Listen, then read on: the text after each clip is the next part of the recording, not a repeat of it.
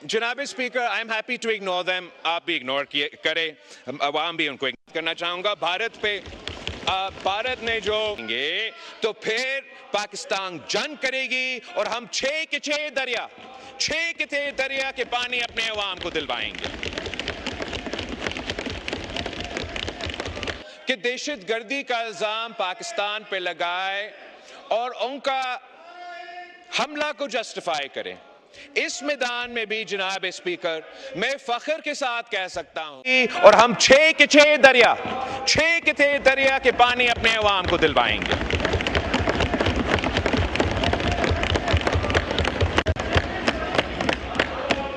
तीसरा इश्यू जनाब स्पीकर, वो दहशतगर्दी का इश्यू है और भारत ने यह कोशिश किया कि दहशतगर्दी का इल्जाम पाकिस्तान पे लगाए और उनका हमला को जस्टिफाई करें। इस मैदान में भी जनाब स्पीकर, मैं फख्र के साथ कह सकता हूं कि भारत हार चुका, पाकिस्तान जीत चुका। भारत का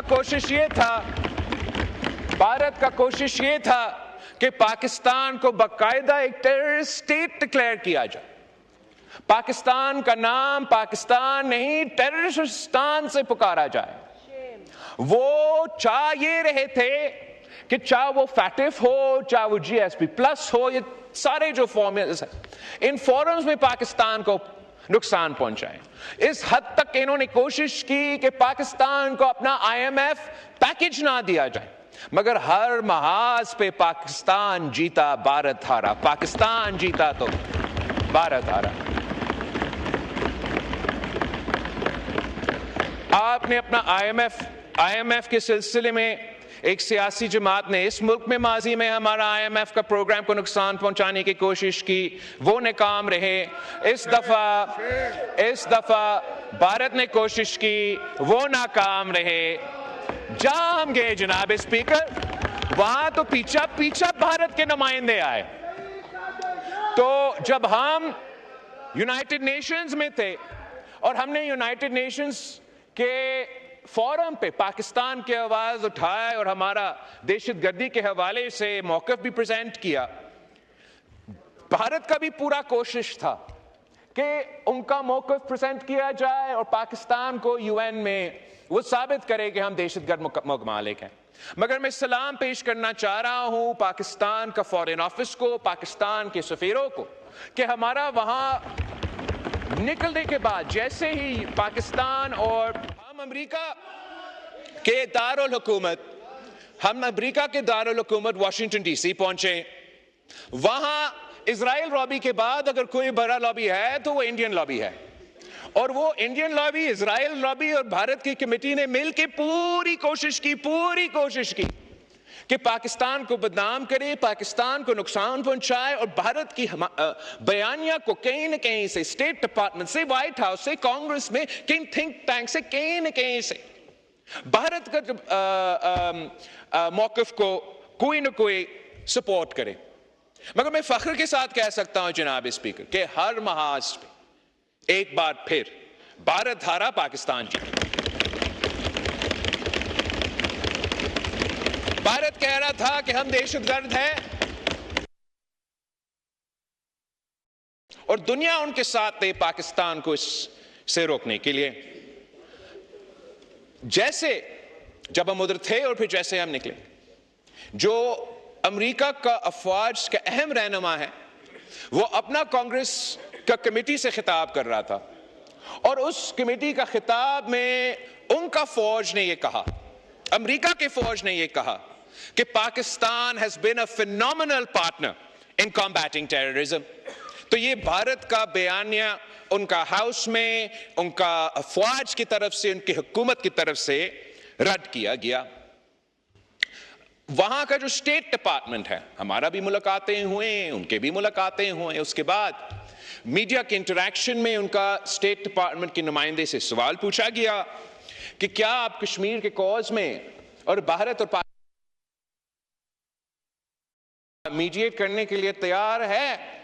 तो वहां भी उनका स्टेट डिपार्टमेंट का नुमाइंदा ने कहा कि जी हां, प्रेसिडेंट ट्रंप इस मसला का हल निकालने के लिए तैयार है। ये भी भारत की हार है, पाकिस्तान की जीत है। जनाब स्पीकर, इससे भरकर उसी जिनके बारे में पता नहीं हमें क्या क्या सुनने पे मजबूर किया गया, झूठे बेबुनियाद इल्जामात, प्रोपेगेंडा।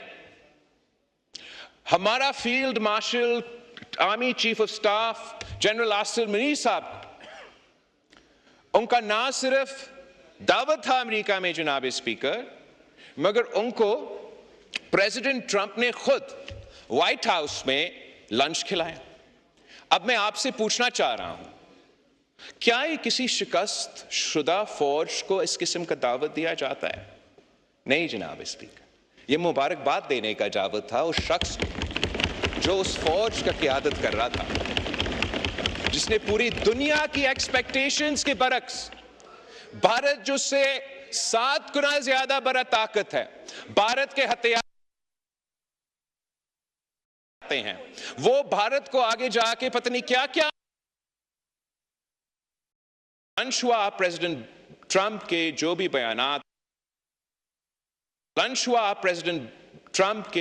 बयानात है उस लंच के बाद आप उस पर देख लें, वो आज भी नजर आ रहा है कि भारत का बयानिया, भारत हार चुके हैं, पाकिस्तान जीत चुका है, पाकिस्तान का बयानिया सामने है।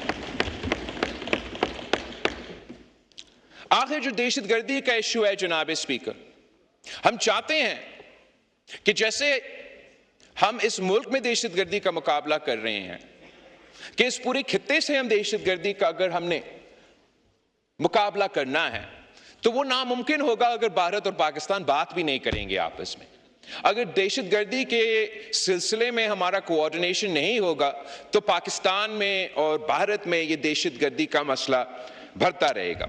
भारत का यह कोशिश है कि दहशतगर्दी को सियासी तौर पर इस्तेमाल किया जाए और पाकिस्तान को नुकसान पहुंचाया जाए। और हमारा यूके और ईयू के दौरे के हिस्से में हमें यह पता लगा कि भारत का यह भरपूर कोशिश था कि फैटिफ, जब मैं वज़ीर कोशिश था कि इस लड़ाई के नतीजे में, इस जंग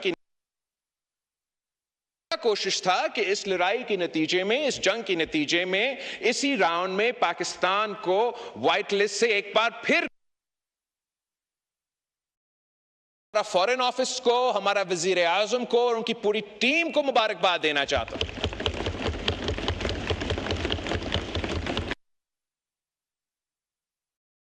उनकी तमाम कोशिशें नाकाम रहे और इस मैदान में भी पाकिस्तान की हार है, पाकिस्तान की जीत है।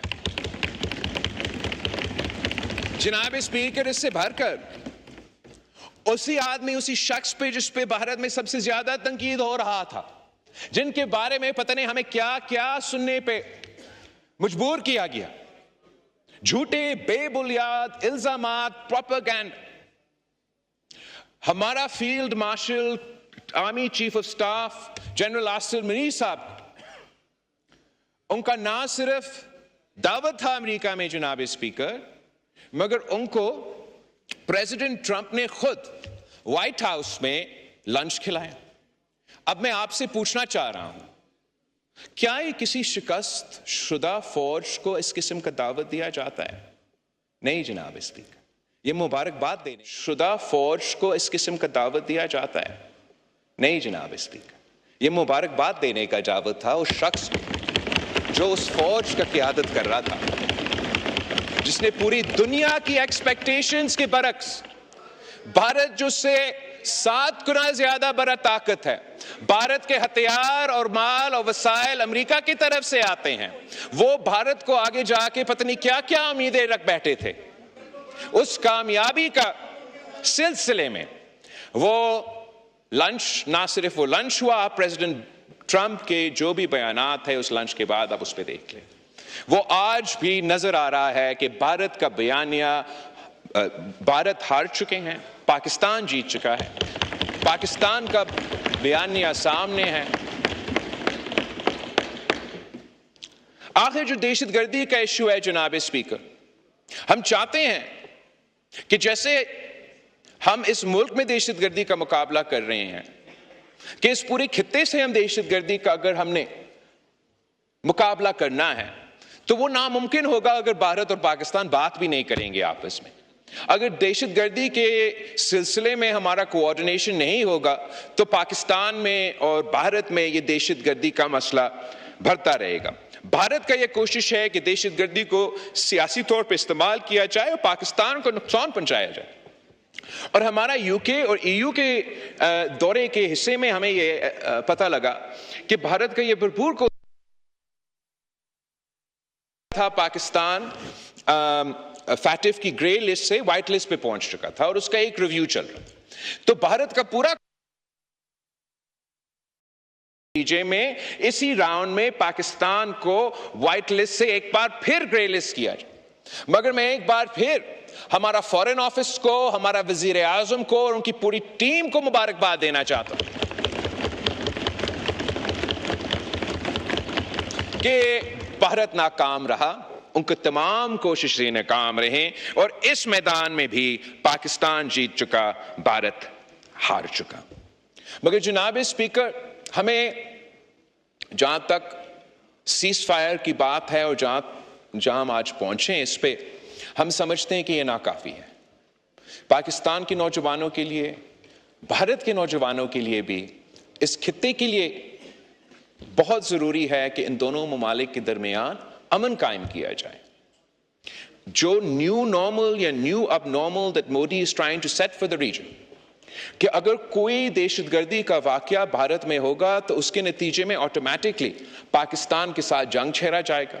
और अगर पाकिस्तान ये पॉलिसी अपना ले कि हमारे यहां जितने दहशतगर्दी के वाकया होते हैं वो तो 10 गुना ज्यादा है भारत के मुकाबले में, आधा से ज्यादा इनके पीछे भारत का हाथ होता है या भारत का फाइनेंसिंग होता है, तो अगर पाकिस्तान में भी ये प्रेसिडेंट सेट किया जाए कि अगर यहां कोई दहशतगर्दी का वाकया होगा तो हम भी भारत के साथ जंग छेड़ेंगे, तो इसका मतलब यह होगा कि हमने अपने मुल्क का किस्मत और भारत ने अपना मुल्क का किस्मत इन दहशतगर्दों के हाथ में छोड़ दिया है। जनाब स्पीकर, यह मोदी का फैसला हो सकता है, यह हमारा फैसला नहीं हो। इस सिलसिले में जब हम अमन की बात कर रहे हैं तो हम ना सिर्फ पाकिस्तान के अवाम की जंग लड़ रहे हैं, हम भारत के अवाम का मुकदमा भी लड़ रहे हैं। मोदी का फायदा में जंग है, मोदी के फायदा में दहशतगर्दी है, मोदी के फायदा में ये सिंतास मुआहिदा और ये सारे फैसले हो सकते हैं, मगर पाकिस्तान के अवाम का फायदा और भारत के अवाम का फायदा सिर्फ और सिर्फ अमन के सिलसिले में हो सकता है। जनाब स्पीकर, हम नस्ल दर नस्ल कश्मीर पे लड़ते आ रहे हैं, दहशतगर्दी पे लड़ रहे हैं। अब वो चाह रहे हैं कि आने वाले नस्लों, नस्ल दर नस्ल पानी की जंग आपस में लड़े। ये हमारे लिए, मैं पाकिस्तान हुकूमत को प्रेज करना चाहूंगा कि आपका पॉलिसी ने हमारे हाथ को मजबूत किया है। जब हम दुनिया भर में जाके अमन की बात करते हैं तो कौन इनकार कर सकते हैं। मैं समझता हूं कि आपका इस कोशिश, वजीर आजम साहब की इस कोशिश, अगर आप इसमें कामयाब हों तो आपके ये कामयाबी तारीख याद रखेगी और ये मुमकिन है, ये आज भी मुमकिन है कि हम मिलकर मेहनत करें, इंटरनेशनल माहौल ऐसे बनाएं कि हम भारत को मजबूर करें कि वो पुराने पॉलिसीज छोड़ के अमन की तरफ आगे बढ़े। जनाब स्पीकर, जो दूसरा अहम मैदान है जिस पे पाकिस्तान अवाम खुद एक किस्म का जंग लड़ते आ रहे हैं, वो मुआशी महाज पे। They've been fighting on the economic front for some time, where the people of Pakistan have been suffering from तारीखी महंगाई, तारीखी गुर्बत और तारीखी बेरोजगारी। और इस सिलसिले में हुकूमत के पॉलिसीज के नतीजे में, फैसले के नतीजे में बहुत बेहतरी आई है।